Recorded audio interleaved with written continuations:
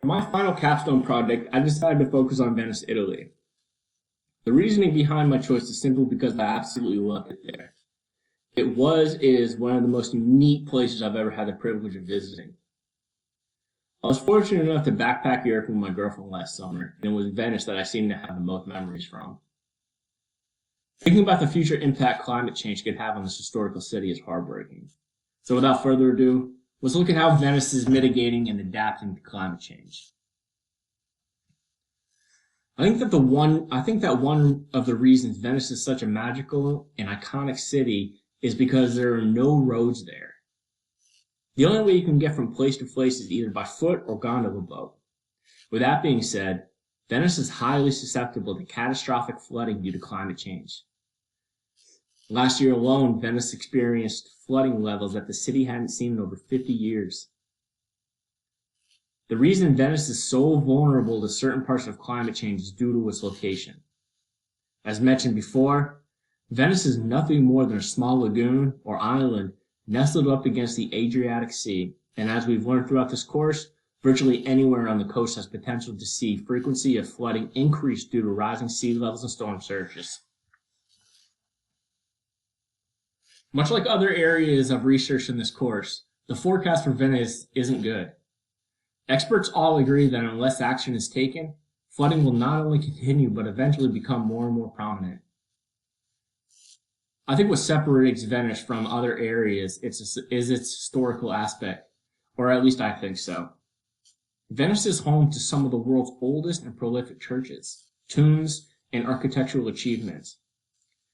I personally think it would be a black mark on our history to allow these historical feats to crumble because we didn't take the necessary steps to protect our planet.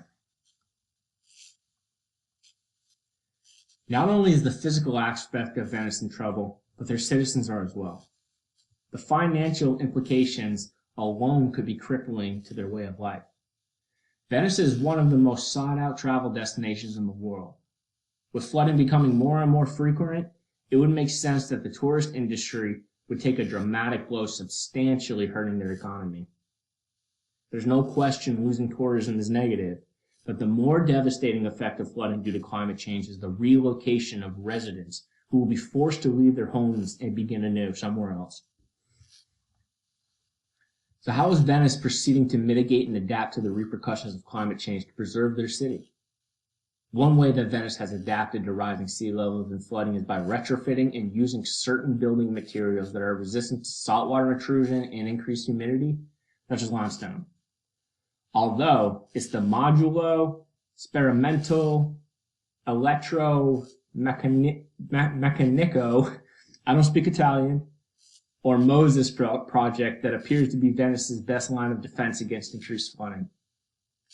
Without getting into the minutiae of the Moses project, it's essentially the implementation and installation of 78 mobile gates at 3 separate inlets designed to separate the Venetian lagoon from the Adriatic Sea via barriers. In fact, it's this system that many leaders around the globe are considering adopting to protect their own cities from the devastating effects of flooding due to increased sea level. Adapting to climate change is necessary, but I look at adaptation along the same lines as a sinking boat. Sure, we can bail out the water and maybe even patch the hole, but the underlying problem is still there, and at some point, adaptation won't help anymore, and the boat will eventually sink.